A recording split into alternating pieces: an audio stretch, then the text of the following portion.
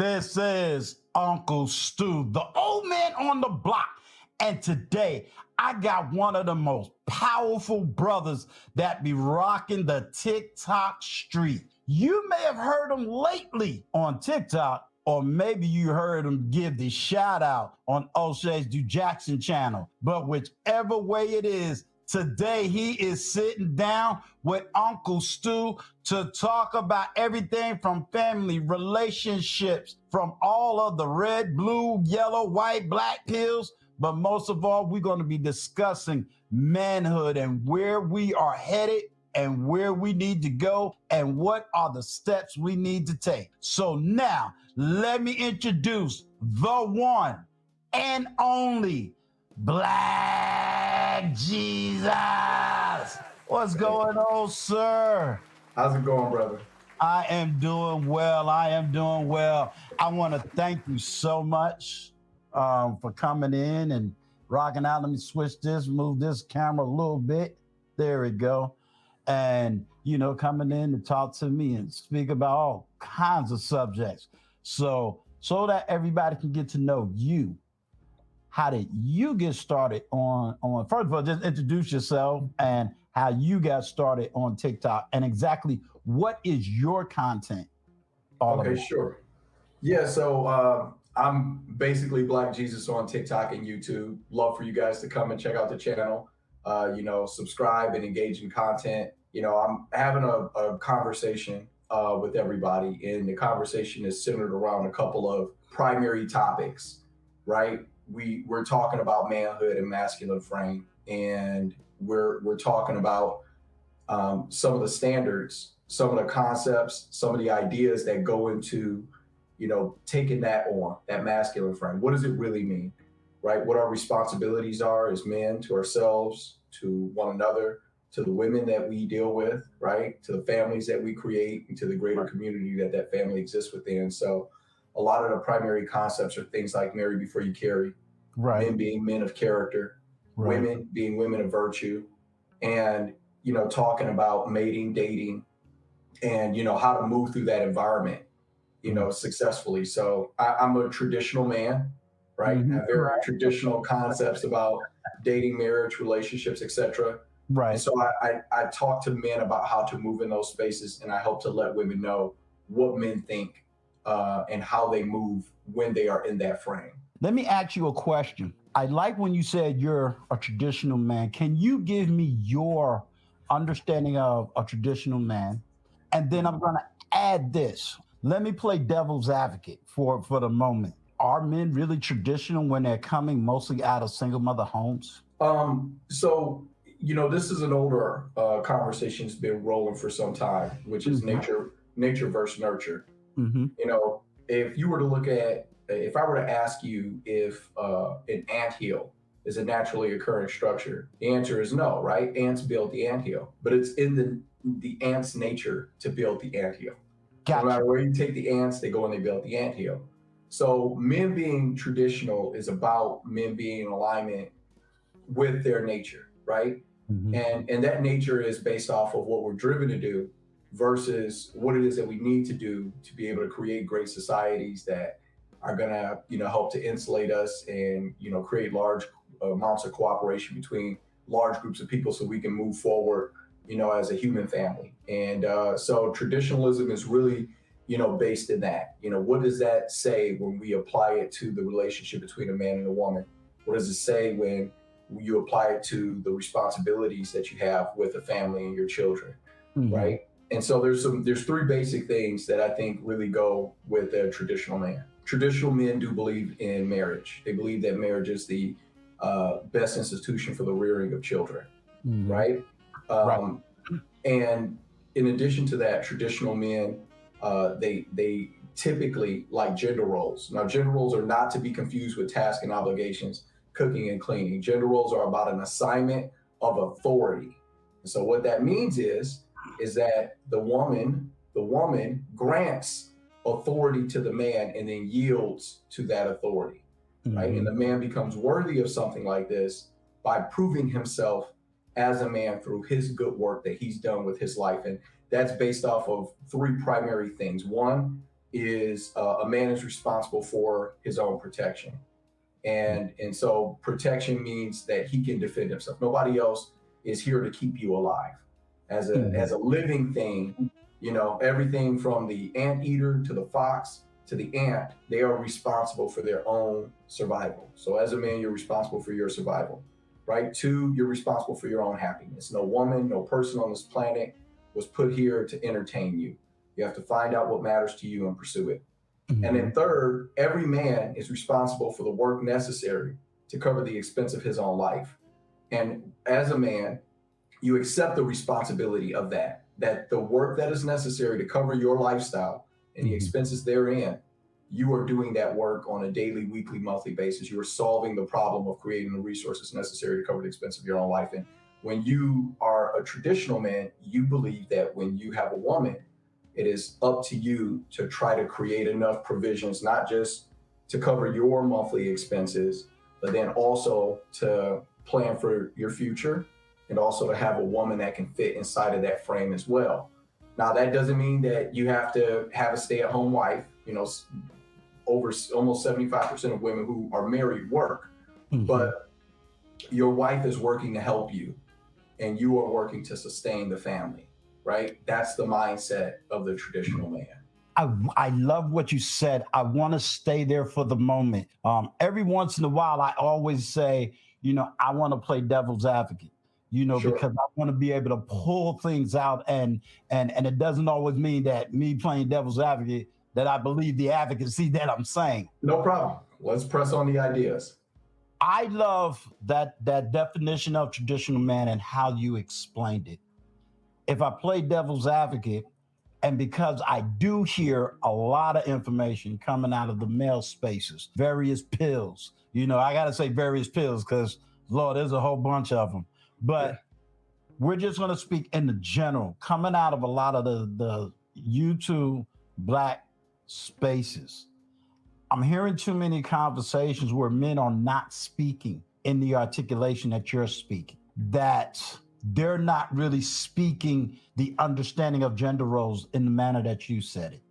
I can even argue hearing comments, reading the comment section, I could tell these men are not there. And when I say men, I'm not talking about all 100%, but I have to say majority, because by the grace of God, I'm surrounded by men that are just as you articulated. My closest friends are all married, with the exception of like 2 of them are not married, but they have marriage mindedness.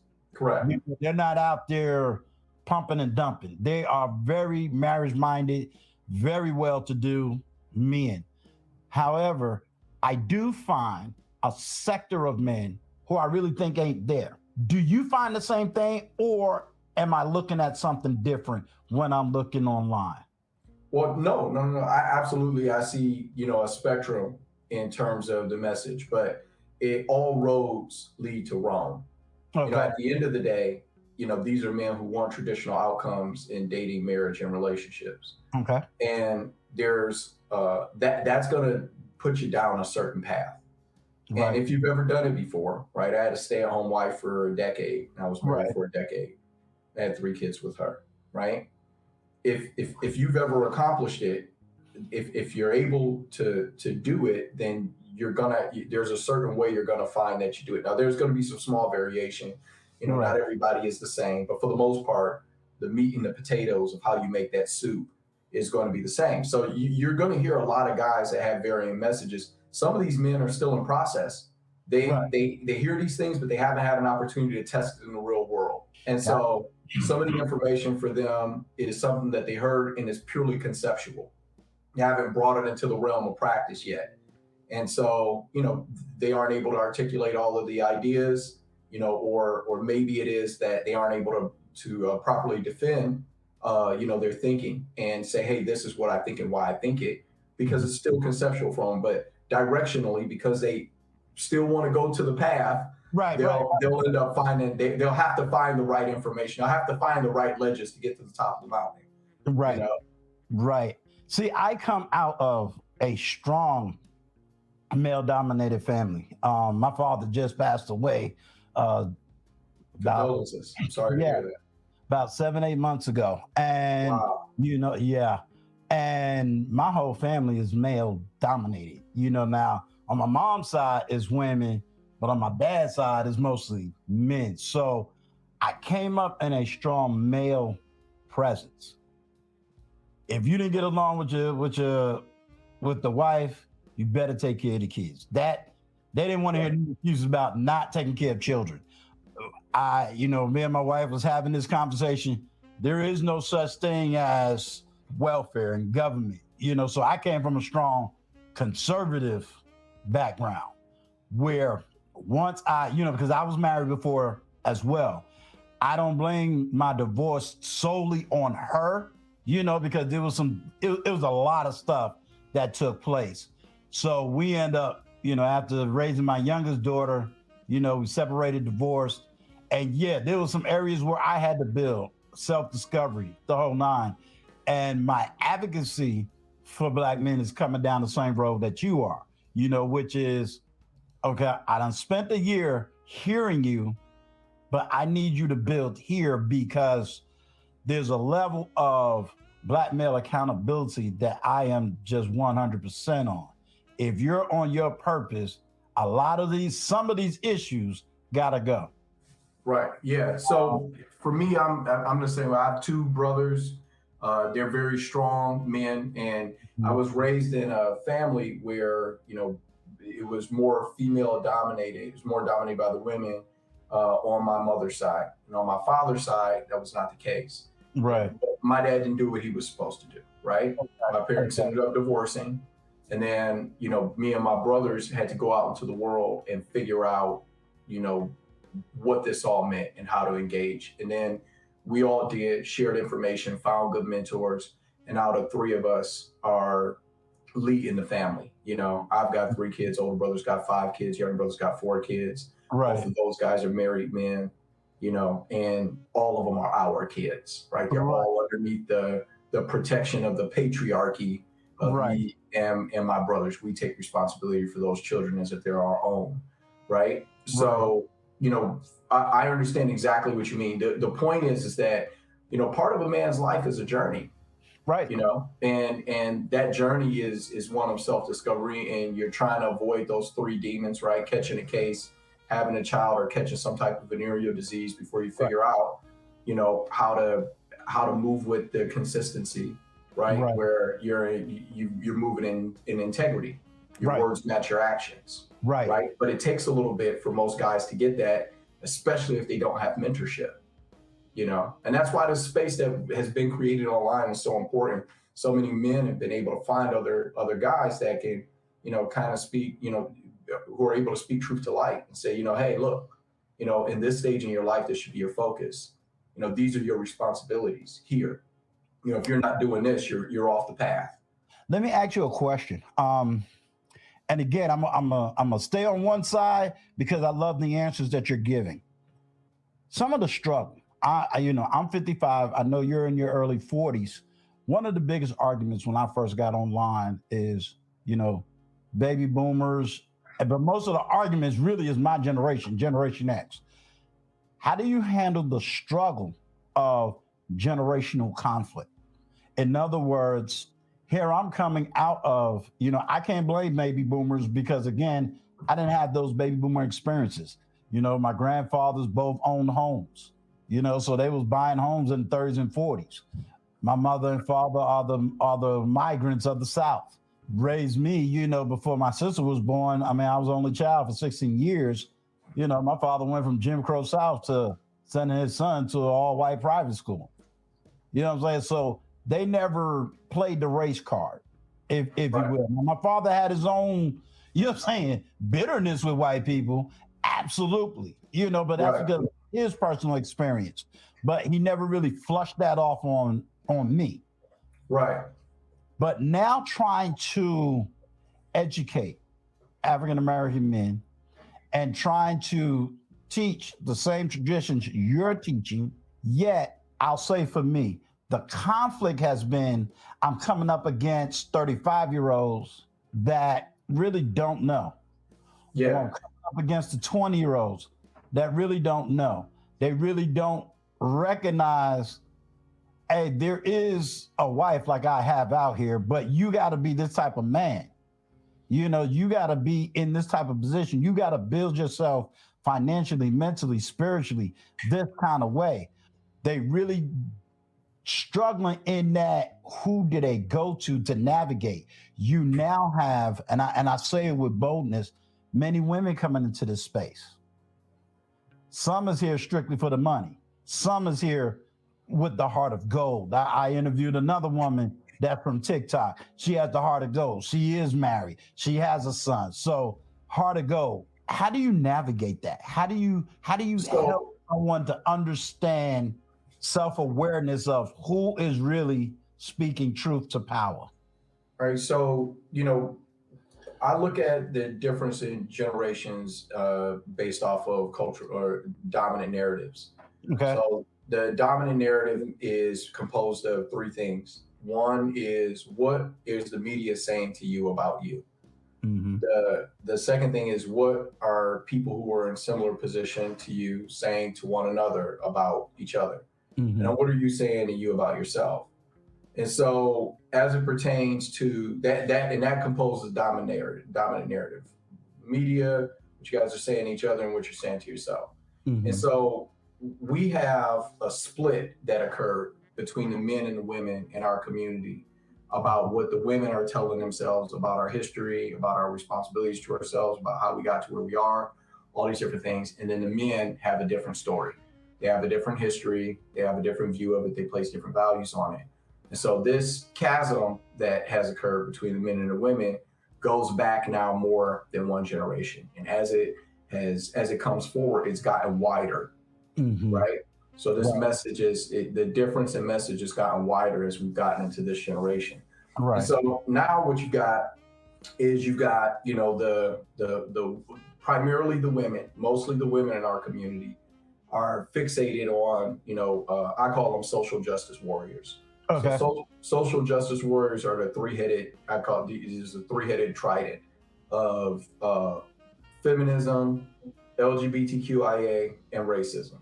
Right. Right. And so they hyper focus on these. And these three things are the reasons for all the maladies of their life, all the things that they don't like, all the things that aren't working out, all the things that's wrong with society. All of them can be traced back to patriarchy. If it's feminism, patriarchy, toxic masculinity, misogyny. If it's racism, it's colorism, institutional racism, interpersonal racism. If it's LGBTQIA, then it's intersectionality and trans rights and all of these different things. But the truth of the matter is this: the reason your life looks the way it looks is because of the choices you have made. Mm-hmm. The choices you have made are the primary agent through which your reality is manifest itself. So if you reproduce with Pookie, then that's why your life is not where it needs to be. It's not because of patriarchy. It's not because of feminism. It's not because of racism. It's none of that. You made bad choices.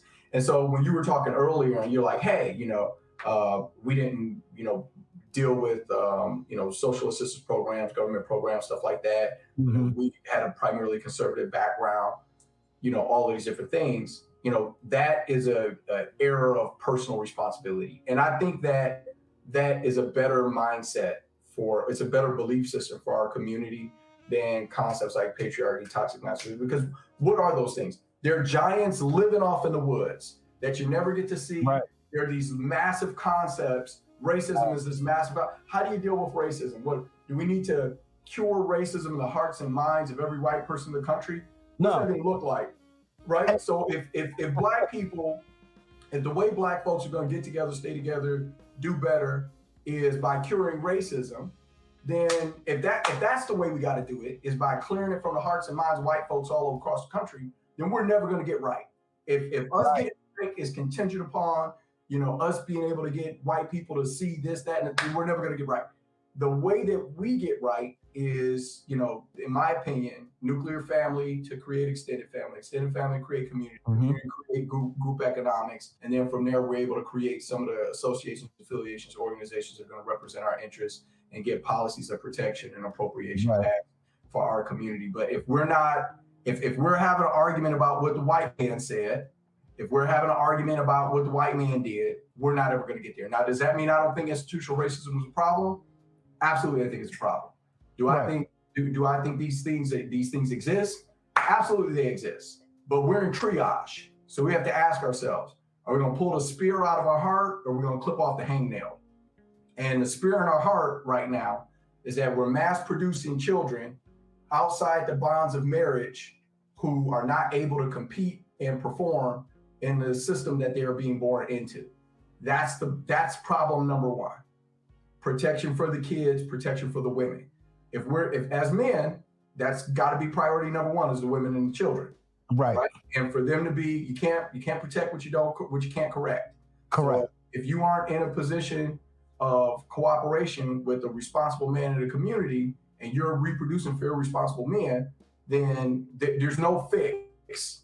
There's no fix. That there's no money that they're going to send. There's no policy they're going to pass. There's no CRT that they're going to put through into the college courses. There's nothing that's going to fix our community if 84 out of 100 of the kids are being born to irresponsible men who don't provide or parent for the children, and the women are fighting on their own to try to create some stability, while simultaneously being told through every single media loudspeaker voice that the best thing they can do is show their most intimate parts of their body and shake them online. We're never going to get up unless we can address those issues. So to circle it back to your point, the way that people have to figure out in discernment is you have to look at the proof in the life of the people who are talking. Right. You look at their lives and you ask yourself, is this conceptual for this person, or have they put it to use and it's operating in their life?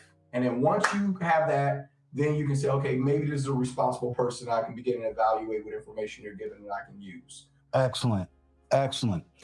On this platform, oh wow, what in the world just happened? Sorry about that. No worries. On this platform, just to give you a heads up, you're going to probably, if you're jumping back and forth, you're going to probably see more of a conservative education.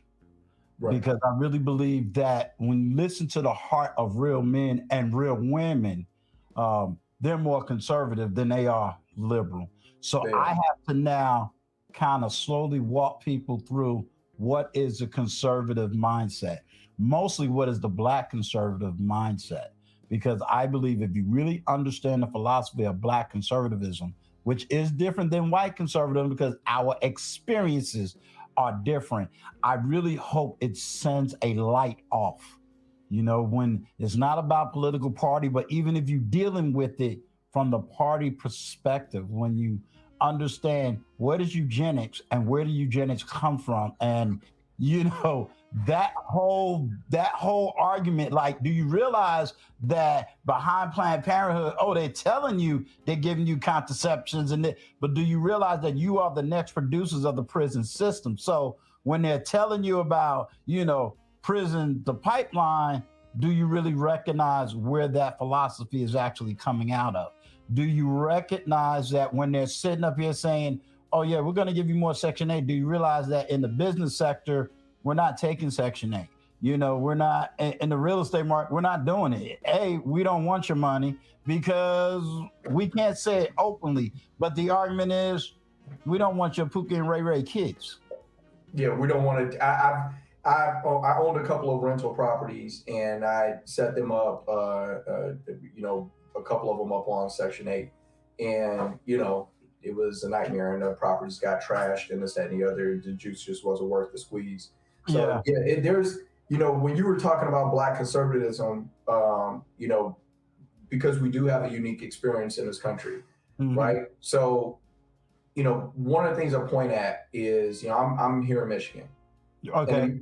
And in Michigan, we have the largest Arab population in the entire country. I don't know if you know that, but there's more Arabs in Michigan than there are any other state in the union. Okay. And so when Trump first got into office and they started shipping Arab folks out of the country, catching them and sending them back to countries that they weren't born in, that they didn't know anything about, there were no marches down the street. There was none of that.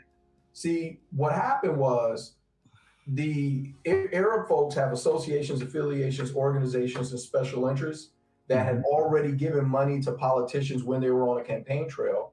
And so when this became an issue, they sent their lobbyists, well-funded individuals to Washington to argue on their behalf and say, hey, this needs to stop right here, right now. And without any marches or anything, it stopped. See, they had those apparatus in place. So who do black folks have? We have the NAACP and ALCU. How much do they spend on campaign finance? How much money do they spend getting people in the office? $0. I'll even take it stronger, because I do have a political science background.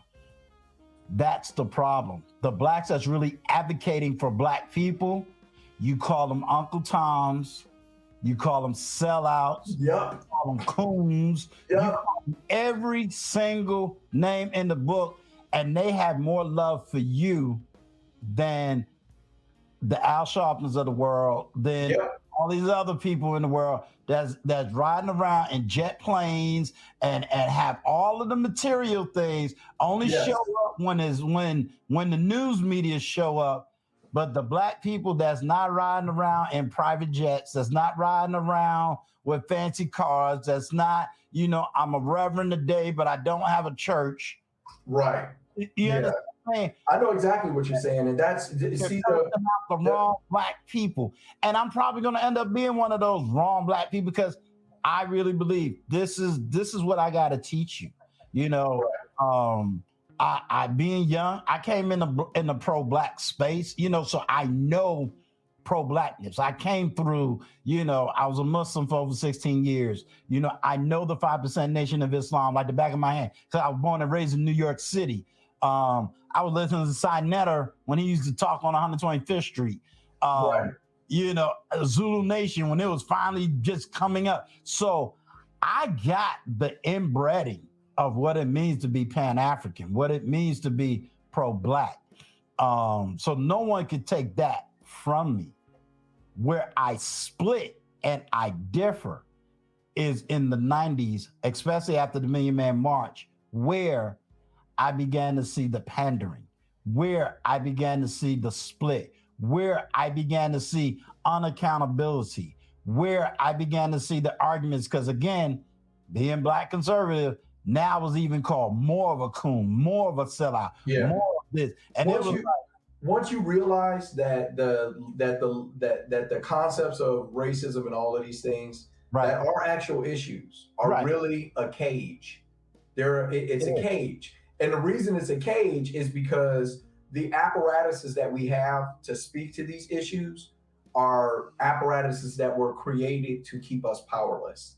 Because if we were counting on each other, if we were counting on family, if we were counting on group economics, the answer to the problem is not going to come from a bill, from a white man, or nothing. It's going to come from us doing what the other communities are doing. And what the other communities are doing is they spend their money with each other, they create families with each other, they do business with each other, and then they are creating apparatuses, associations, affiliations, and organizations that their money flows into, that they are able to use for the purposes of lobbying. Like, if you think that the way this country operates is what you learned in your civics class, then you don't understand this country. It works through, you have to buy a seat at the table. And trying to make a moral argument with a country that was built on slavery is a fool's errand. You need to pay to play. So the question is, what does a seat cost? Because here's the reality. We're 14% of the country's population out of 340 million people in this nation. Okay? And now we're 3 generations of fatherless children, 84% of the kids born out of wedlock. We're not going to topple the most powerful government. We're not going to topple the most powerful military in the history of the nation. And that's not going to happen. Okay, so here's what we can do.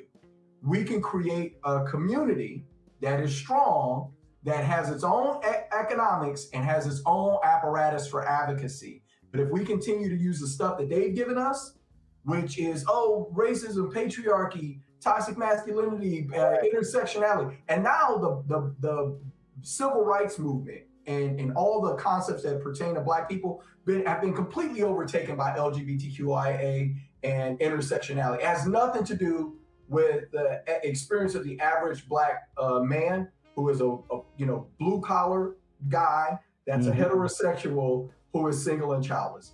They have absolutely nothing to do with him, and they have almost nothing to do with the Black woman either, because the majority of them are not in the LGBTQ space. So when we've molded these two movements have become molded together, and now even as a Black man, where you can lay out all your laurels and all the different levels that you've engaged in the Black experience and Black platforms that we're talking about Black power and Black unity, and they can call you a coon. Right. Because you don't say what a white girl says about the Black struggle. Right. Because you don't have the message that a white girl has about the Black struggle. Right. An 18-year-old white girl has more credence with our women and our community than you do, because you're saying, hey, you know what? Racism is a problem, but screw that. Screw that. Me and you got to get together, personal responsibility, personal accountability. Right. Let's do something better.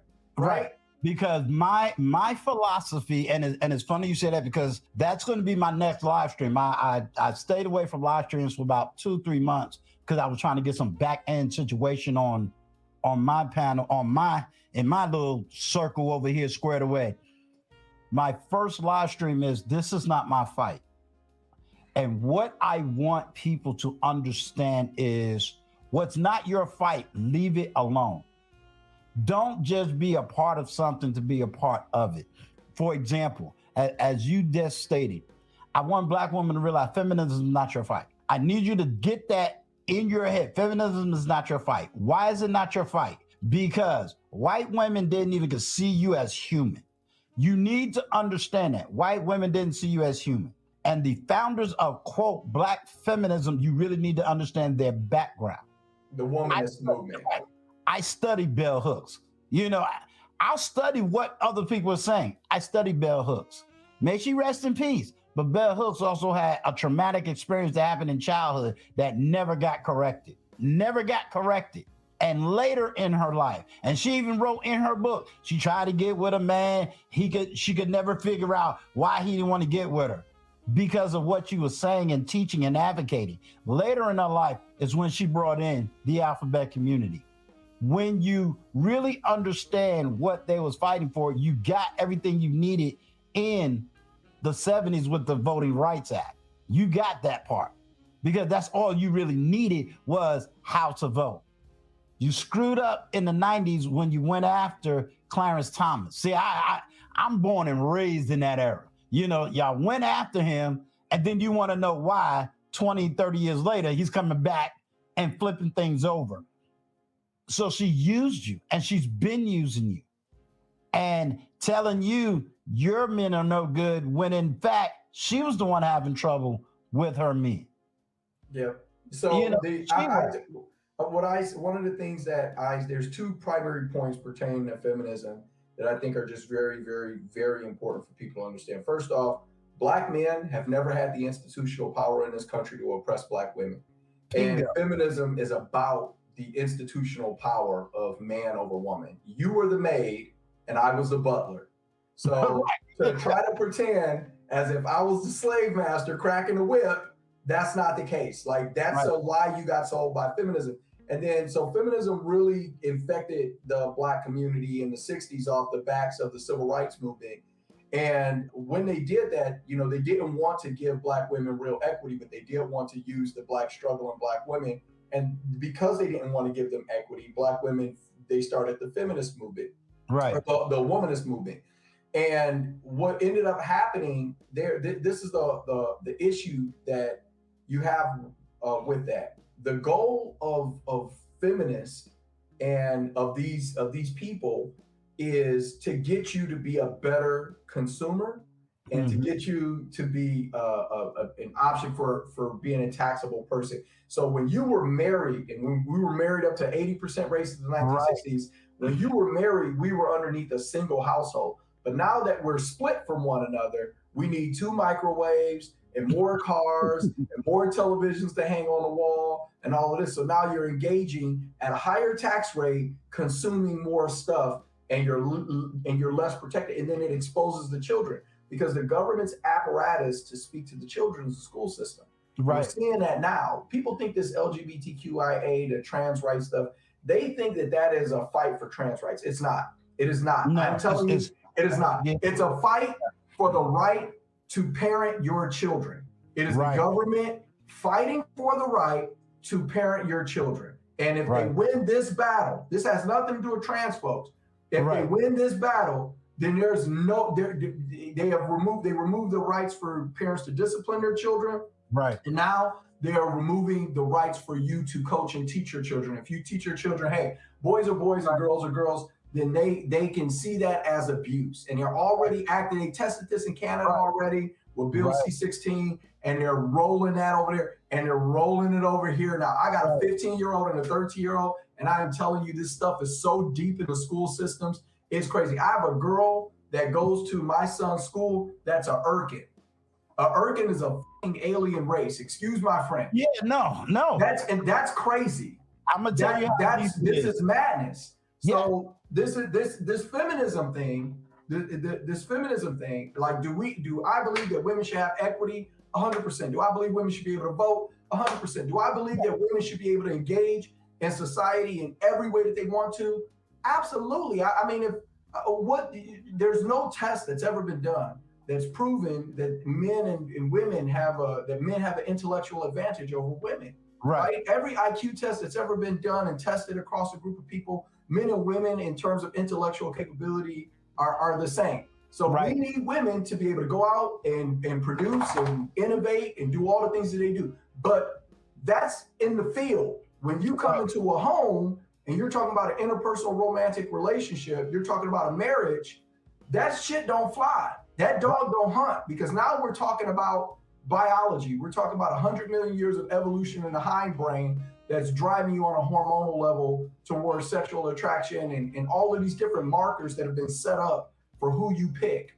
Right. So feminism is anti-family. Womanism is anti hierarchy. Right. And hierarchy is a part of family. Sorry to tell you that, ladies. Right. It's not. There ain't two people with their hands on the wheel. It's anti-hierarchy and thereby also anti-family. And that's why these women are the least married group of women in the history of the world. The least married group of women in the history of the world, ever. Right. No group of women ever have not been able to find mates. And when Black women were polled, that 88% of them still wanted marriage. So here's the final point, and I'll land and yield to you. Okay. Here's the final point, I'll land and yield to you. So check this out. The Black women were hijacked from the Black community. Mm-hmm. They are now the tip of the white liberal feminist spear. And whenever they've got some message they want to deliver to the masses, they use a Black woman, because she is the super minority. Not only is she a woman, not only is she Black, not only is she intersectional, not only is she LGBTQIA, she's a minority ×4. So you can't tell her shit. You can't tell her anything about race. You can't tell her anything about gender. You can't tell her anything about sexual orientation. You can't say nothing to her. She's able to say no to all of that, and you can't tell her anything because you aren't having my lived experience and all of that stuff. So that's why they hijacked the woman. They hijacked our women to deliver the white liberal feminist message. And these women are so busy fighting everything. They're fighting gay rights, they're fighting trans rights, they're fighting racism, they're fighting colorism, colonization, they're fighting for people in the fucking Ukraine. And because of that, they don't have a family, they don't have a man, they got some babies by multiple dudes sitting up acting like they're fighting for the Black community. Let me tell you something, Black woman, between me and you, I love you, okay? All right, if you're Black woman and you listening to this, I love you. I'm gonna tell you something, okay? The way you help the Black community is by starting a Black family. Not by marching, not by going out and getting your ass shot off, not by going out and fighting the white man. The way you help the Black community is by starting a Black family. That's how you do it. And a family ain't you with 3 kids by 3 different men. A family is God, man, woman, child. That's a family. That's a family. That's a family. Everything else we've been doing don't work. It's obvious. The numbers are in. Right. Numbers are in. Prisons are filled up. Prisons are filled up. Mental institutions, 80% of mental institutions, 80% of prisons, 71% of people drop out of school. 90% of kids who who grow up in great people, 80+% of people are on drugs, damn near 90% of people unalive themselves. All of them. No dad in the home. We got the results. It ain't working. Right. Okay. We need to cooperate. All right. Shit. I love it. I love it. I love it. You know, I think it's so funny. We talk about, I'm gonna go back to the colorism. My wife heard a debate. Me and my partner we was talking about the hair. And she said, you know, I never knew you had a problem with hair. And I said, I do. I said, here's my argument. I said, you want me to love you for your natural beauty, what God gave you. Then I tell you, take the unnatural stuff off so I can love you for your natural beauty. But too many women is fighting to be unnatural. You're the one who's trying to look white. Why do I say you're trying to look white? Because the white women are now trying to look like you, and you don't even see it. They're now wanting your lips, your nose, your booty. They spending thousands of gold to other countries to get your body parts. Your skin tone. They're tanning. They've been tanning since I was a kid. They've been baking themselves. They got melanoma and shit now because they've been sitting in ovens for the last 40 years trying to get closer to your skin tone. And you're still fighting and saying we're the colorists. And I'm sitting up there saying, no, we're not. Make it make sense. You got on an Asian woman's hair color with a Asian woman's hair texture with a white woman's hair color, telling me that, and I'm telling you to be natural, and I'm the one that don't like black women. Right. Make it make sense. Right. And I have, but so you want to know the blessing? My wife took out her hair. Yes. And for me, it was, hey, just do it for 2 weeks. You know what I'm saying? And because I get it. She did it for 3 months. 3 months. And I said, you know, it's sad. You know, when I say sad, I'm talking about a happy sad. You know, it's like she understood I loved her for her. Not for, you know, the extensions and all. Now, she don't do makeup. She ain't never did all that stuff. But she had the self-awareness that if she went back natural, she knows this is the way my man loves me. So yeah, they do it for them. That's my issue is them putting it on men. Right. Saying that the reason that you got these butt injections is because of men. Maybe because of men, but not because of husbands. Right. Husbands ain't telling you to make yourself look like a Betty Boop cartoon with the tarantula drag queen eyelashes, or the crazy multicolored clown wigs, and the Freddy Krueger raptor claws. Husbands are not asking that of wives. Now, if I don't know that even Pookies and Ray Rays are asking for that. I just think that they would smash anything. So you do it because of you, because I can't. Because none of us can get you to take it off. So you gotta stop with this colorism thing and acting like black men don't like natural, beautiful black women. Right. You the one that don't feel comfortable in your natural state. You the one that think that you need to do that to attract a man. No, you don't. No, you don't. It's y'all. Y'all choose. It's like this. If you saw a beautiful woman, right? Beautiful girl, right? And she had a fake purse on her arm. Would you give a shit? No. I wouldn't care either. I wouldn't care. I don't care if she got them long nails. As long as your nails are clean and serviceable, we good. I don't. All of this shit you're doing. Do you know who knows you got a fake purse on? Another woman. Right. That's who knows. Yeah. For me, I ain't made it past the hips.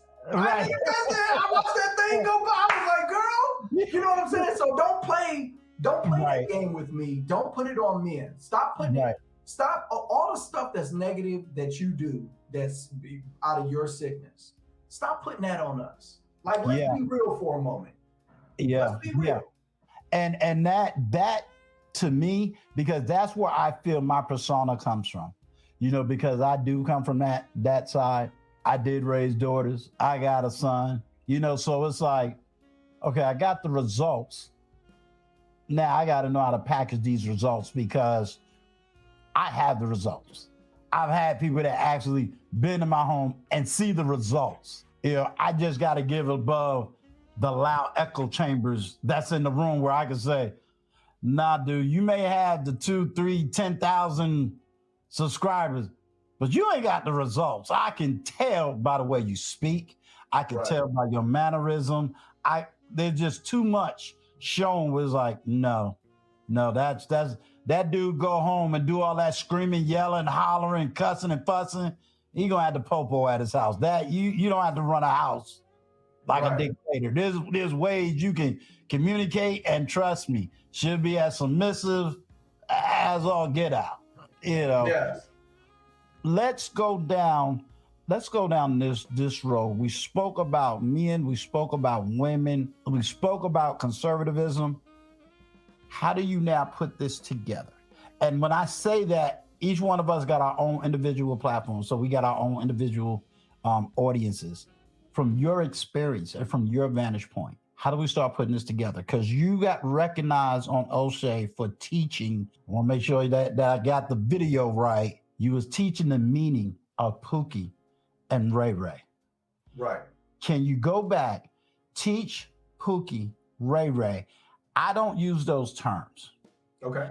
The reason for me, I don't use those terms is because when I was doing a lot of panels, some of the guys that I was praising would tell me in the back scene, I want you to be a Pookie and a Ray Ray. And they went off to the military and I'm a vet.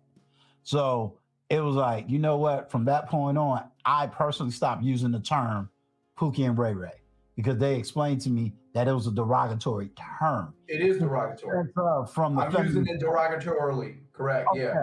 Yeah. So I recognize it's derogatory. okay. I think that pride is a normal human social construct. To be Okay. proud of something is. Okay. So what is the opposite of pride? Well, if you don't have pride, you're self-defeated, self-destruction. Right. It's shame. Shame. Right. Gotcha. Okay. All right. So I think that these things are normal social mechanisms. I think shame to a degree is useful. Right. Okay. I think that raising kids is my children. They want to make me proud. They do. When I compliment them, when I tell them that they've done something great, when I validate them for something they've been working on, or any of that fills them up. I can see it in their face. Right. And then when they do something they're not supposed to, they have a natural, without me having to do anything, they have a natural reaction of shame about the behavior. Gotcha. Right. And it works as a guardrail. And so it's an important thing. So what's a Pookie or a Ray Ray, right? To me, a Pookie or a Ray Ray is a guy who has had children outside of wedlock with a woman that where he doesn't parent or provide for the kids. So let's say you got somebody pregnant and you're not married. It doesn't make you a Pookie or a Ray Ray. If you're an active father in a child's life, you parent or provide for the child, fine, right? Nobody's perfect. We're human beings. The goal should be to marry before you carry, but we are human beings, okay? Right. Mistakes happen, right? But we should be very clear about the goal and the standard. The goal and the standard is marry before you carry. Exactly. But if that happens beforehand, then parent or provide for the kid, no excuses. The only excuse for me that is relieves a man of parent or providing for a child that he fathers, one is parental alienation, meaning the woman is using the court system to remove access from the child, okay? And the other is a parental kidnapping, where the child is being illegally taken and kept from you, okay? Those are the only instances where if you're not parent or providing for the child, you get a pass from me. Other than that, if you smashed and you have a child from that, sorry, bro, period, end, that's the standard. Otherwise, Pookie or Ray Ray. And I don't mind giving shame about that. I don't. I think when you do things that are shameful, it's okay for people to look at you and say you're doing bad.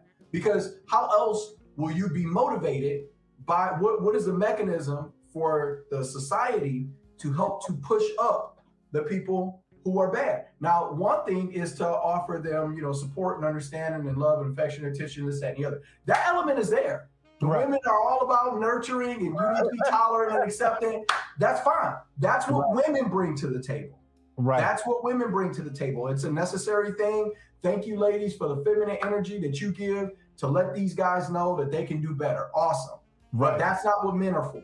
Men are for standards, accountability, responsibility, correction, structure. Okay. Right. And when you fail to perform, it's not about everybody getting a second place trophy. Right. It's about somebody letting you know, hey, yo, you missed the mark. Okay. Right. You missed the mark. Let's step up. Let's do better. So Right. that's accountability to me, and a mechanism in a constellation, a star in a constellation of accountability is shame, and it's necessary. So I don't have any problem calling somebody a Pookie and a Ray Ray if they're making a choice as a parent to provide for a child. Sorry. For this audience, define Pookie, define Ray Ray, and help women to really understand those two men so that they understand that there's black men out here who will hold black men accountable, because that's my next video that I'm getting ready to put out is accountability. For me, I'm very angry when I don't see men, A, living in accountability, B, reaching the level of accountability, because accountability to me destroys systematic racism. Accountability destroys any of these gynocracy arguments, because if I'm doing what I'm supposed to be doing, I can't fall victim to gynocracy if I'm running my own home. You have to bow down to a government to do that. All right, so check this out. I want to respond to what you just said, and then I want to answer the question that you tasked me with. Okay, so the thing that I want to respond to first is, all right, so one man can impregnate 10 women a day. Right. Okay, so right now in the black community, right, the men, out of 100 men, okay, there's a small percentage. It's like 16, 18% of the men are responsible for 90% of the kids who are being born outside of wedlock. So that means that 82 to 84% of the men have either single and childless or they're married. Let me ask you, where's the statistics at? That way I always have it. Blackdemographics.com. Also, there was a CDC study that was done. There were two CDC studies that were done, and I'd be happy to share the information with you. One of them showed that black men, even when we don't marry, are some of the most involved fathers. Are the most involved fathers in the entire country. I believe that was a 2019 study. Yeah, I was a single father before I got married. So yeah. So I'm unmarried right now. I'm divorced, and I have 3 kids. My kids go to school in my school district. They're at my house every single morning. I take my daughter, I drop her off at the bus stop every single morning. I am an involved, active, participating father, and I'm on top of them. I'm not playing no games when it comes to my kids. Right now, I have 2 kids that are off and on staying here that I, have been kind of pseudo fostering because they had some problems and stuff. And these young boys are making sure they can stay in school district. And so I've been, allowing them to live in my house and mentoring them. So but my point is this. So the solution, believe it or not, to the issue the black community is experiencing is not more male accountability. The issue we're having is that out of 100 of our women, 60 of them have children. Out of those 60 that have children, 72% of them, which is 42.3 of them, have children outside of wedlock. Right. So you got 18 of the men and you got 42 of the women out of 100. Okay. So let's say we were to cut it in half. Let's say it was no longer 18 of the men. Let's say it was only 5 of the men. Right. Those 5 men could still impregnate all 42 of the women. So if the women don't choose to disqualify irresponsible men for sex and children, the problem doesn't disappear. We could get it down to 1%, and 1% of the men could produce all of the same kids out of wedlock that are being produced now. Right. Because unless the women say, I won't carry a child for a man I'm not married to, unless the women say, I won't deal with or sleep with an irresponsible man, the problem is going to continue to persist. They are the chief security officers of their womb. And if they give their divine womb to an irresponsible man and decide to carry a child for him, the problem just is not ever going to fix itself, no matter how few of the men are engaging in this, because one man can impregnate 10 women a day. Okay. Let me ask you this. Numbers, how do you feel about interracial marriage? Because numbers on one side and numbers on the other, they're toppled. If 88 to 100. There's 88 men to 100 women, at least from the last studies that I've done. How do you give that argument? Because now you have the argument of divestors, you Right. have the argument of passport bros. Right. How do you stand on either one of those arguments? So for me, like I said, first off, our community is in triage. And the primary issue, as I see it in our community, is we are producing the majority of our kids outside the bounds of marriage, which is exposing them to all the worst outcomes in life, right? Right. They have a higher probability of experiencing all the worst outcomes in life. So if a Black woman marries a white man or a man of a different race or culture, as long as she married him, I'm okay with it. It's not preferable to me. I would prefer to see her with a good Black man of character.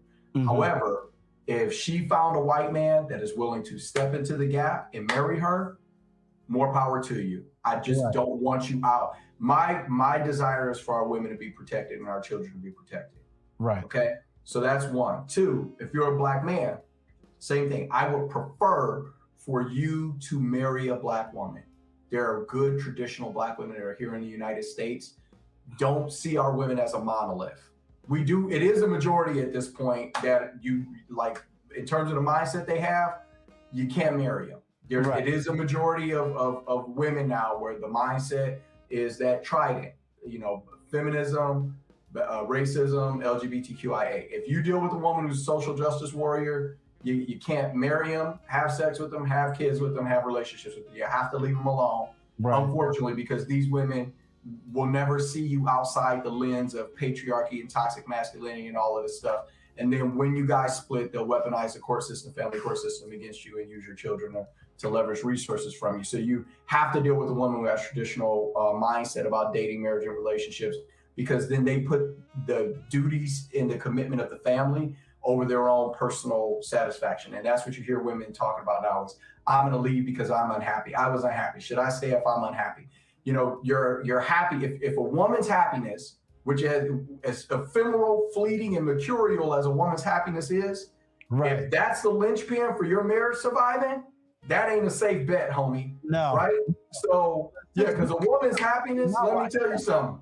A woman's happiness, I'm not saying that you shouldn't be trying to make your woman happy, keep your woman happy, and love her. I'm just saying that women have 20 times the amount of estrogen and progesterone in their body than a man does. And it drives neuroticism, emotional volatility, depression, and anxiety.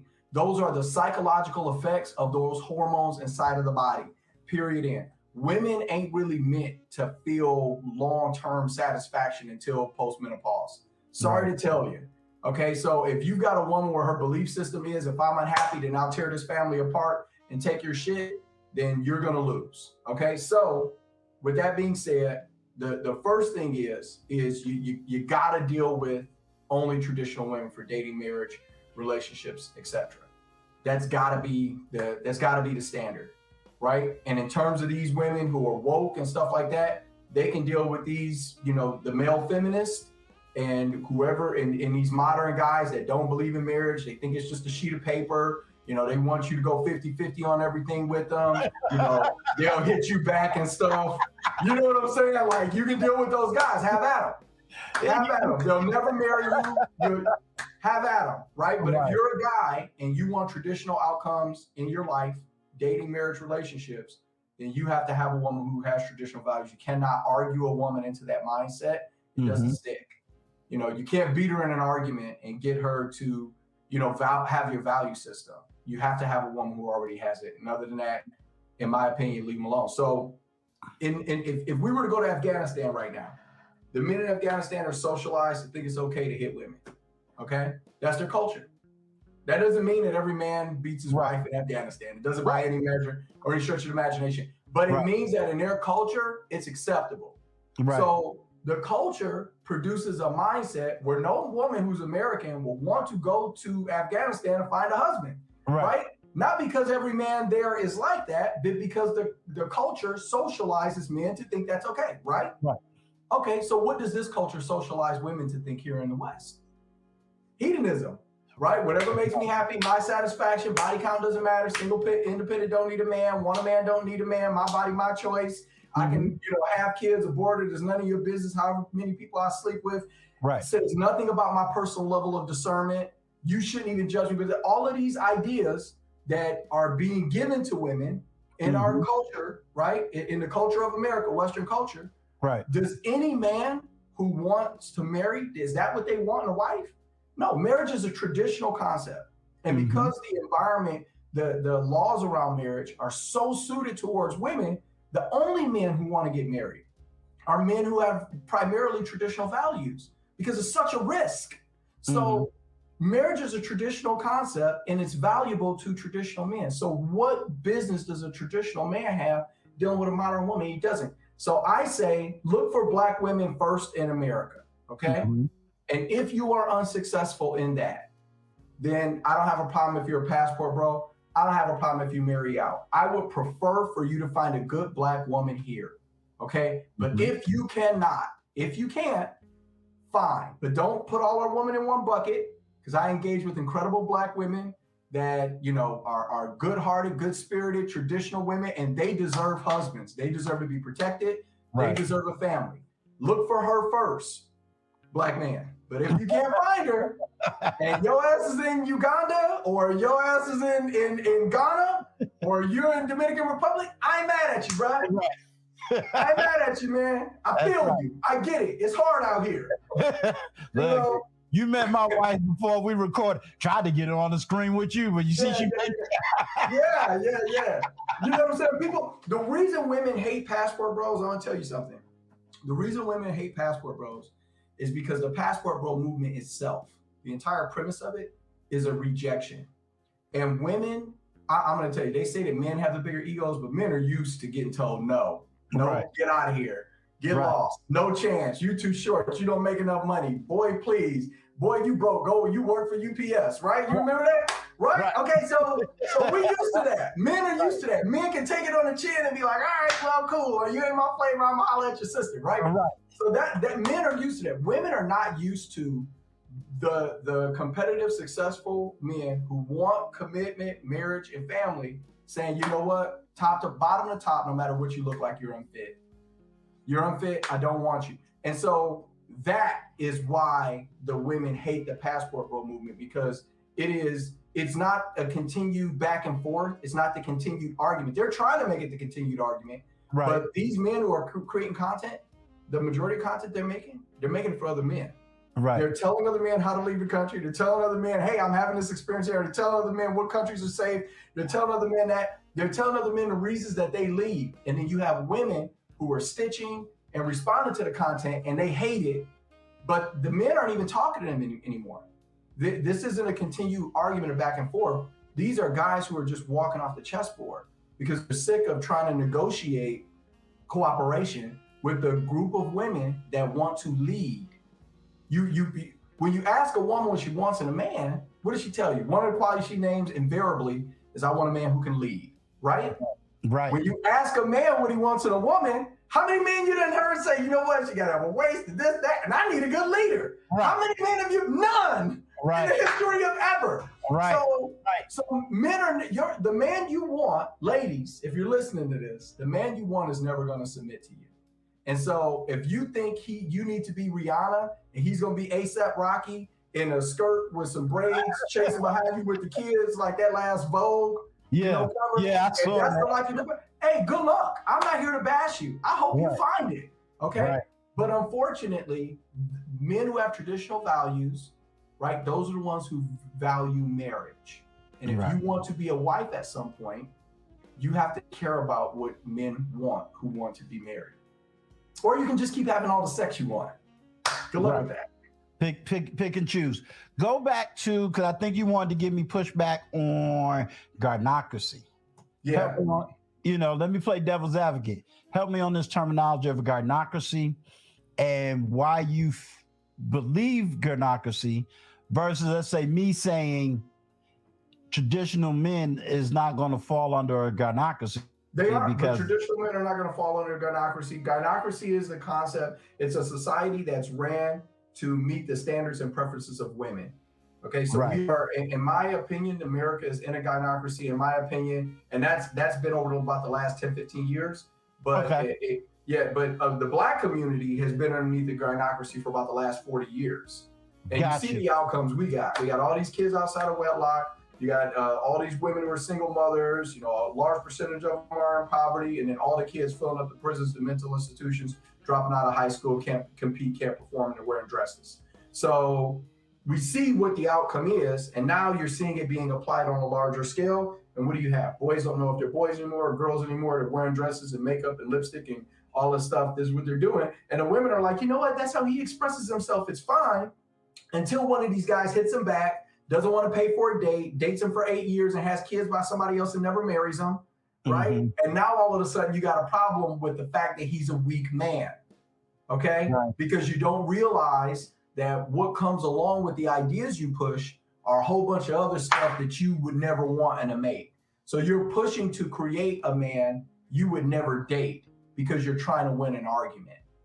Right. At the end of the day, if you winning the argument is you losing, because if you get men to be what you want them to be, you won't want men, and you do want to be married, right? You want to have a long-term, meaningful relationship with a man you can respect and admire. And unfortunately, ladies, you know, that guy hasn't, you know, went through a bi period in college. You know, that guy doesn't wear, you know, dresses from time to time when he goes out or have a man purse. Like the guy you want is none of that, you know, but you're advocating for more men to be like that. And this is the nature of women, right? This is the nature of the feminine, right? They argue they argue for the intersectional, they argue for the marginal and for the anecdotal. And when it's in cooperation with the man, that's a beautiful thing, right? But if it's a woman trying to lead, then you get a society where nobody can say he or she anymore because, you know, out of 340 million Americans, about 4.2% of them fall in the LGBTQ spectrum. Right. And about 2.7 million of those folks, you know, want to use non-binary pronouns. So now 2.7 million out of 340 million people, the other 338 million people can't say he or she anymore because we're so focused on the intersectional. We want to make up rules for everybody based off the smallest group. That's female leadership. Gotcha. Don't work.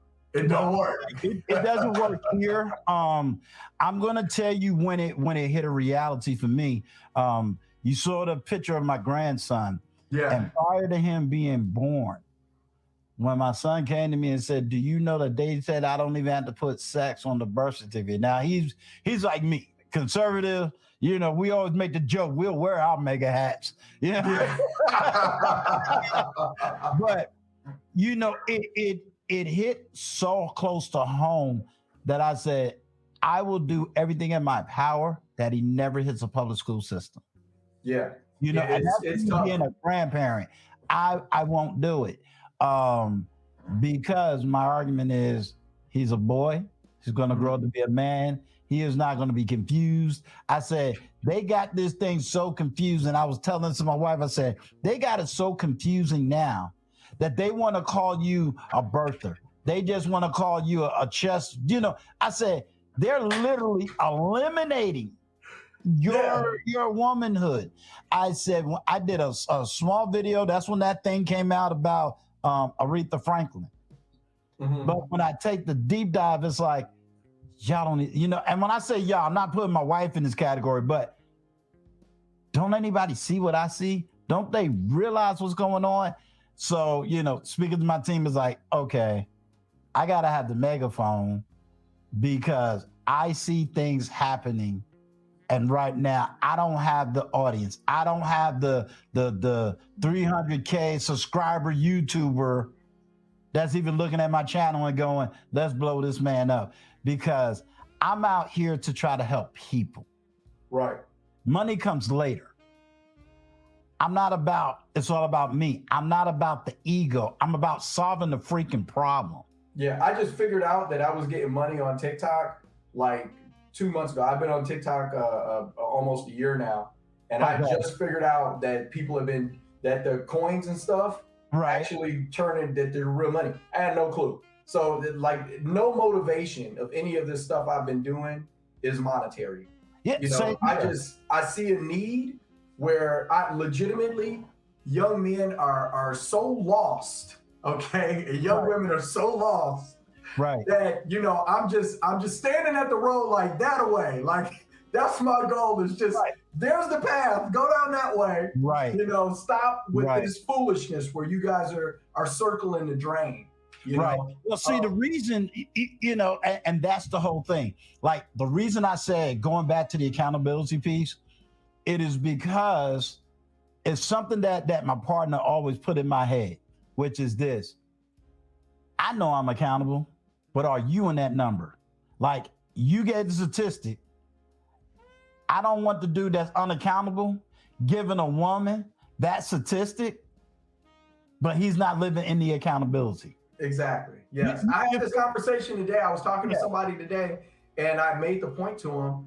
I was like, here you have a lot of women who have children, who reproduce children outside of wedlock, talking to men who have never been married or are married and have children inside of wedlock, telling them, you guys don't want to be accountable because you don't have access to your baby's father anymore, or he won't even, you can't even have this level of conversation with him. Here you are having it with me, and I didn't contribute to this problem. I'm on the cleanup crew. And you talking to me about how the mess got made, and you the one covered in the mess. You on the woman's side, you contributed, and the guy's side that you need to talk to him, he's not on TikTok making videos or on YouTube making videos about accountability, responsibility, correction, structure. He's not talking about a code of honor, a code of ethics, men of character. He's not talking about marry before you carry. You're having a conversation with me, and I'm the guy that's trying to get a guy together that will accept you, that can help you. And you're arguing with me because I'm the only person that answers the phone. And you want to know, I'm so happy you said that. You gave me my inner joy. That has been the struggle. And I said earlier, I said, I was trying to get my wife to be with me on panels. Now people that see me on live stream, they know who she is in the chat. But the struggle has been, y'all so busy fighting over that you can't believe there's actually traditional women that come from a 2-parent household, a traditional Black woman that, yes, has been divorced, but she don't carry this Black male bitterness that you carry. Yes, she's had to, for this conversation, just for this microscopic, she had a natural masculinity, but she was still total feminine. And I'm using those words lightly. I get what you mean. I know exactly what you mean. So it was like, as soon as we got together and you said something in the conversation, which was great, when she saw my level of responsibility, accountability, and I have a level of success. And so it was like, all of that masculinity stuff just disappeared. You know what I'm saying? There is none. I would, every once in a while, I would Joe be like, "You want to go back to the old ways?" Like, nah, I like it right here. But it's a thing of, and it used to hurt me. It's like, why you Black women won't reach out to my wife? I mean, I'm not on here just talking. Like, I'm living this thing. I can't get them. They'll go to other panels. People who got so-called, I never understood this. I'm a femininity coach. I have all these wise panels, but I'm never going to ask Uncle Stu's wife to be on the panel. My wife has even, I have invited her, and she's done a live with Lord, he's over in Germany. Is he in Germany or Europe? One Master Teacher. She's been on Master Teacher, yeah. I got to meet that brother through Austin Holloway. Okay. Yeah. She's been on a panel with One Master Teacher. She's been up there with Zuma, Thailand, Ricky. So she's been on a panel with the biggest of passport bros, where it was like, I left, you're there. It was her, Courtney Michelle, and she's, and they throwing the questions, of course, respectfully, they ain't beating her up. And she's handling the questions. They're giving her arguments. She's handling the question as a Black woman. You know what I'm saying? Outside of that, Nah, ain't nobody running around talking about, hey, let's talk to Uncle Stu's wife. Let's find Yeah, out that, well, I mean, not that she wants to do that because she does this on her job, but just just the advocacy of it. yeah. One of the things that like I had to accept is that you can't help somebody who is not actively helping themselves.